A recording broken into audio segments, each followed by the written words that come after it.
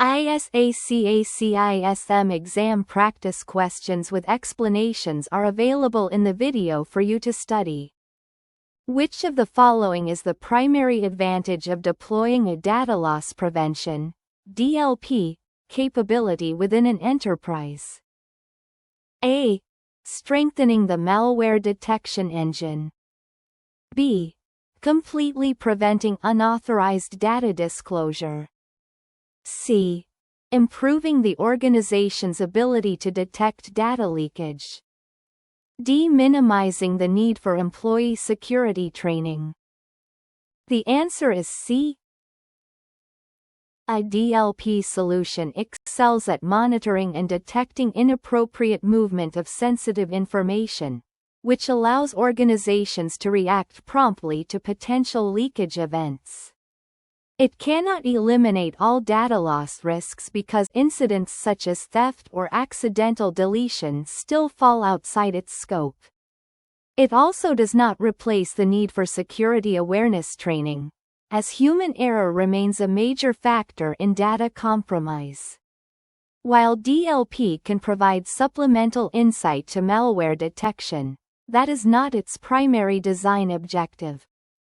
Thus, its key value lies in offering enhanced visibility and detection of unauthorized data flows. During which incident response phase should the team determine and document the specific steps required to remove the root cause of an incident? A. Recovery. B. Eradication. C. Identification. D. Post-incident analysis. The answer is B. The eradication phase focuses on identifying the true source of the incident and removing malicious elements such as malware, unauthorized accounts, or misconfigurations. This phase precedes recovery and ensures that compromised systems cannot be reinfected. Identification merely discovers the existence of incidents, while containment only limits impact. Post-incident review occurs after operations are restored and is not the stage where remediation steps are executed. Therefore, eradication is where removal actions are documented and performed. The answer is B. Asset classification determines sensitivity and criticality, which directly drive the strength and rigor of protection mechanisms. Highly sensitive assets require more stringent security controls compared with less critical ones. While classification may indirectly influence decisions such as insurance or restoration planning, these are not its primary outputs. Classification does not set financial valuation. Rather, it provides a basis for selecting appropriate security measures aligned with organizational risk tolerance. The answer is B. Asset classification determines sensitivity and criticality, which directly drive the strength and rigor of protection mechanisms. Highly sensitive assets require more stringent security controls compared with less critical ones. While classification may indirectly influence decisions such as insurance or restoration planning, these are not its primary outputs. Classification does not set financial valuation. Rather, it provides a basis for selecting appropriate security measures aligned with organizational risk tolerance. A breach occurs at a third-party service provider, and the provider fails to alert the organization. What should the information security leader do first? A. Notify affected customers. B. Terminate the supplier relationship. C. Commission an independent audit of the supplier. D. Assess how the incident impacts the organization. The answer is D. Understanding the scope and organizational impact of the provider's breach is essential before taking any major action. Without this assessment, the organization cannot determine whether sensitive data, operations, or regulatory obligations are affected. Notifying customers prematurely may create confusion or unnecessary alarm. Contract termination and audits may eventually be required, but they can only be justified after evaluating how the breach influences the organization's risk posture. The initial step must therefore be impact assessment. Which of the following is an essential component that must be included when developing an incident response plan? A. A catalog of sensitive information. B. Defined rules for escalating incidents. C. A full business impact analysis. D. Detailed infrastructure diagrams. The answer is B. Escalation criteria ensure that incidents are elevated to appropriate decision-makers in a timely manner based on impact and urgency. This supports efficient coordination and prevents delays during critical events. Although inventories, bias, and diagrams can support incident planning, they are not mandatory elements within the core plan itself.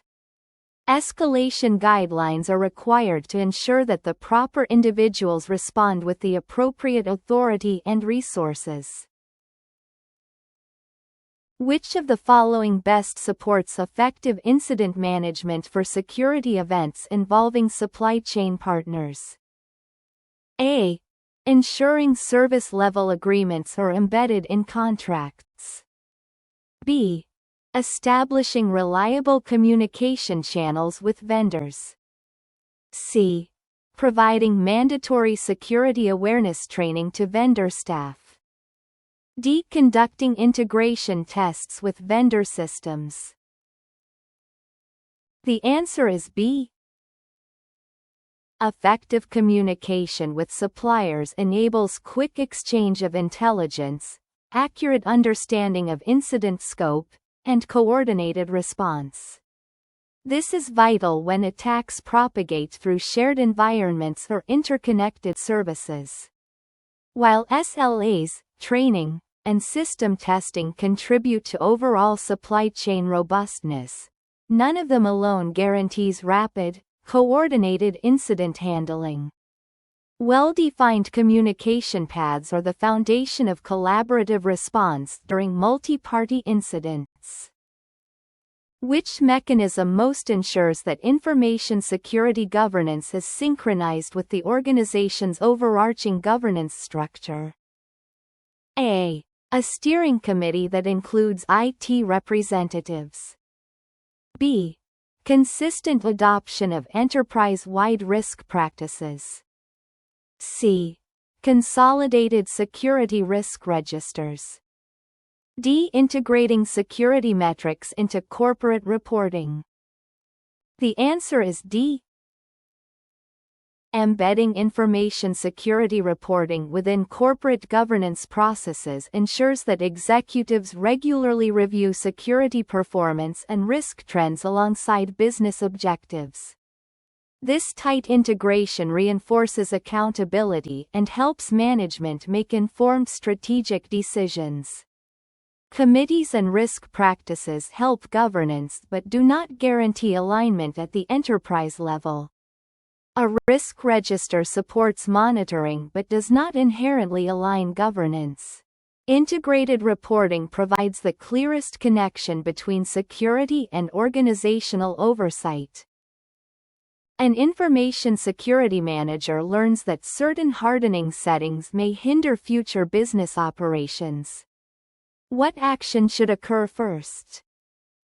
A. Reduce the hardening configuration. B. Conduct a risk assessment. C.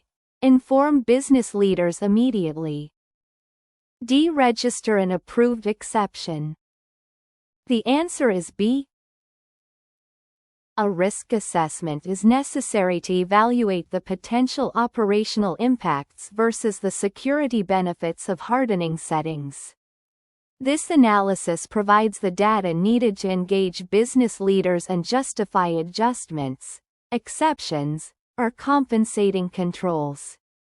Reducing controls prematurely may expose the organization to unnecessary threats. Communicating without context or documentation provides limited value. Exceptions should only be issued after the risk is fully understood. Therefore, a risk assessment must occur before other steps. An information security manager learns that certain hardening settings may hinder future business operations. What action should occur first? A. Reduce the hardening configuration. B. Conduct a risk assessment. C. Inform business leaders immediately. D. Register an approved exception. The answer is D. Strategic alignment ensures that security controls and initiatives directly support organizational objectives, allowing risk to be managed in a balanced and effective manner. Without alignment, resources may be misallocated, controls may not address real threats, and the organization may either over or under-invest in protection. Although understanding risk appetite, refining processes, and clarifying responsibilities are secondary benefits, the central driver is an optimized approach to risk management that reflects business priorities. Which factor should carry the most weight when establishing information security policies? A. Requiring employees to confirm they have read all policies. B. Updating policies annually. C. Ensuring leadership endorsement. D. Aligning with recognized industry frameworks. The answer is C. Senior management endorsement is essential for legitimacy, enforcement, and resource allocation. Policies without executive backing often fail to gain traction and may not be consistently applied across the organization. While annual updates, industry alignment, and employee acknowledgement all support policy effectiveness, none of them replace the foundational requirement of leadership commitment. Executive sponsorship ensures that policies are integrated into organizational culture and receive the necessary support for implementation.